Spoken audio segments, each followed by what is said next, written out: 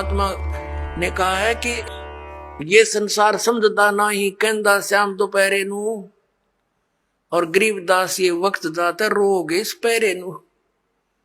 इस समय ने याद करके रोया करोगे ताकि भगवान मनुष्य जीवन में जब भक्ति कर लेते कुत्ते बन के ऊपर न मुंह करके रोते उनको कभी कभी प्रेरणा होती है। अके बूंदी बन गई हमारे साथ, रात्रि में सर्दी के समय ऊपर से वर्षा हो रही है और वो एसी रूम में रहने वाला आज धूम लगवा के और गली में विराजमान है एक भक्ति ना करने से। और फिर न्यू करे ऊपर न मुकर को देखे बूंदी बनी उसको की आत्मा तो वही है जो मनुष्य शरीर में थी, सारी महसूस करते हैं वो। तो यहाँ परमात्मा कहते हैं अच्छे दिन पाछे गए गुरु से किया ना हेत अब पछतावा के करे मेरा चिड़िया चुगी खेत। यानी मनुष्य जीवन रहते ये ज्ञान याद आ जाता है, पता लग जाता है तो कुछ भी ना बिगड़ा।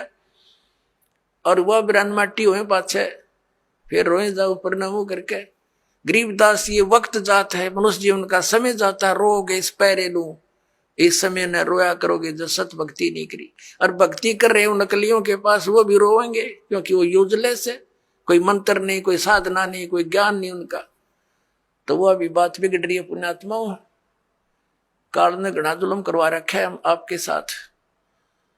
परमात्मा की चाह आत्मा को बहुत युगों से जब से परमात्मा से बिछुड़ी है, लेकिन काल ने अपने ये दूत छोड़ रखे हैं कि ये मिसगाइड रखे, परमात्मा तक ना जाने दे और ही कई साधनाओं में उलझाए रखे।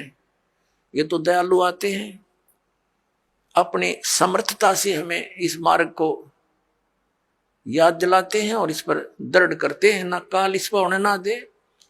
100 मन में खरपतवार पैदा कर देता जब सत्ज्ञान सुनता है, और जब अज्ञान सुना करते नो आराम से बैठे रहा करते। जो भी कोई कहता सारी साची, और सत शुरू होती है तो झूठी लगती है क्योंकि हमने अज्ञान गणा सुन रखे।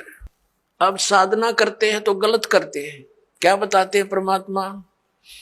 प्रेत शिला पे जा विराजे पितरों पिंड भराई बोर श्राद्ध खान को आए ये काग भये कल माही।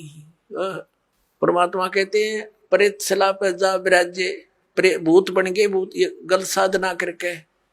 और फिर पितरों पिंड भराई, फिर पिंड भरवाए और बोर श्राद्ध खान को आए काग भये कल माही। पुण्यात्माओं ये श्राद्ध निकालते हैं,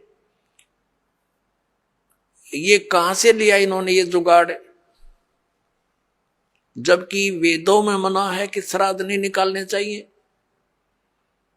ये भूत पूजाएं हैं, भूत पूजोगे तो भूत बनोगे। गीता जी अध्याय नंबर 9 के श्लोक नंबर 25 में कहा कि भूत पूजने वाले भूतों को प्राप्त होंगे, पितरों की पूजा करने वाले पितर बन जाएंगे, देवताओं की पूजा करने वाले देवताओं के पास जाकर उनके नौकर लगेंगे, और मेरी पूजा करोगे मुझे प्राप्त होगे। तो गीता जी में तो मना किया कि पितर पूजा भूत पूजा ये 13वीं करनी, अस्थि उठानी गति कराने के लिए गंगा में डाल कानी, ये सारी शास्त्र विरुद्ध साधना है, वेद विरुद्ध साधनाएं है, ये नहीं करनी चाहिए। अरे हमारे धर्मगुरु इन नवगाटा जुड़वा रहे हमारा कि श्राद्ध निकालो 17वीं 13वीं करो। अपना आत्मा परमात्मा कहा करते हैं रे भोड़ी सी दुनिया सत्य गुरु बिन कैसे सरिया। रे भोड़ी सी दुनिया सत्य गुरु बिन कैसे सरिया। अपने लला के बाल उतरवावे देख के चीना लग जइया। एक बुढ़िया लेकर जागी अपने पोते या पोती ने, कहा गुड़गांव में आड़ी पे अपने इष्ट धाम पर ले जाते हैं जहां पर भी, और वहां नाई बैठा होता है। और इन अज्ञानी धर्म गुरुओं ने हमारे को यह सलाह दे रखी है कि पहले बाल बच्चे के अपनी माता के ऊपर उतरवाने चाहिए इष्ट धाम पे। अब वह बुढ़िया जाती है पोता पोती ने लेकर साथ में पुत्र वधू, और वहां नाई बैठा होता है। उसको जा करके वह बुढ़िया कहती है कि रे नाई के भाई मेरे पोते के बाल काट दे। अब बाहर अगर 5 रुपया में काटता होगा ना नाई, उस इष्ट दाम पर 10 रुपये लेगा डबल। अब पता इसने मेरे बिना को काटनिया नहीं इसके डबल तो लेगा। और फिर बुढ़िया न्यू कहेगी भाई काट दे जल्दी से मोटे मोटे। और न्यू कहेगी बेटा देख अरे भाई नाई के ध्यान रखिए, मेरे पोते का कच्चा सिर है, कदे इसका कैंची ना लग जा, धीरे धीरे देख धीरे धीरे भाई। अब परमात्मा कहते हैं अपने लला के बाल उतरवावे, और इतनी चिंता कि कदे कैंची ना लग जाइया। और एक बकरी का बच्चा लेके उसका गला कटैया रे भोली सी दुनिया, वो भी तो किसी का बच्चा था जो तो बलि चढ़ाने जा रही है। और अपने बच्चे का इतना दर्द कैंची भी ना छू जा।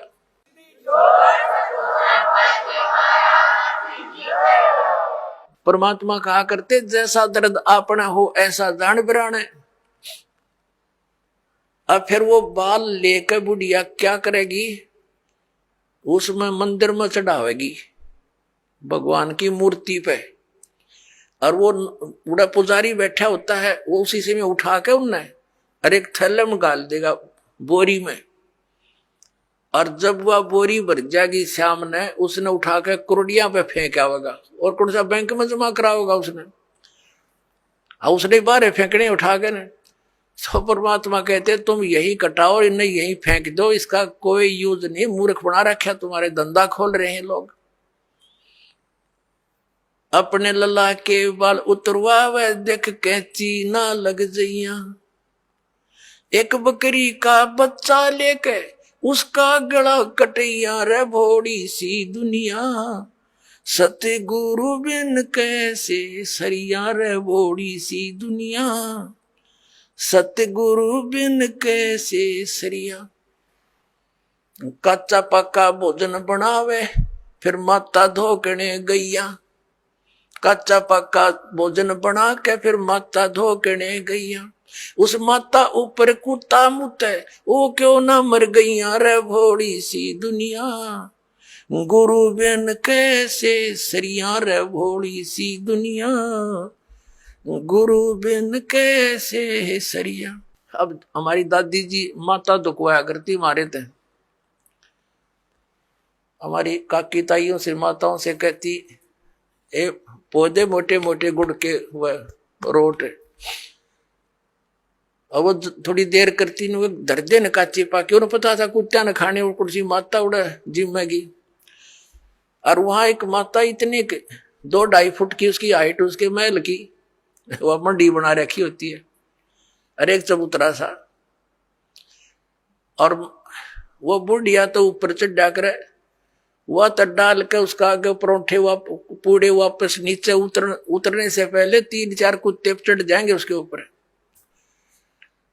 पहले तो उस माता के उस भोजन न खाएंगे और चलते समय उसकी चोटी में धार मार खाएंगे।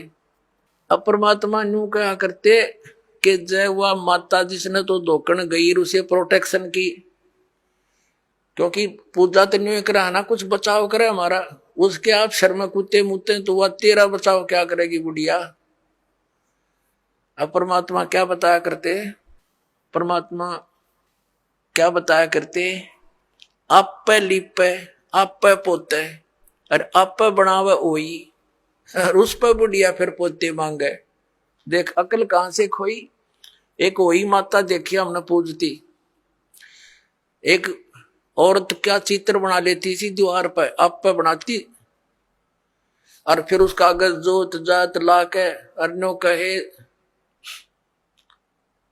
हे वही माता बहू का पोता दिए पुत्र दिए, दूध पूत में खैर रखिए हैं, इसलिए तेरी पूजा करूं। परमात्मा कहे आप पे तो वह माता बनाई, आप पे लिपे आप पे पोता आप पे बनावे ओई, और उस पर बुढ़िया पोते मांगे। देखा कलकड़े तक खोई।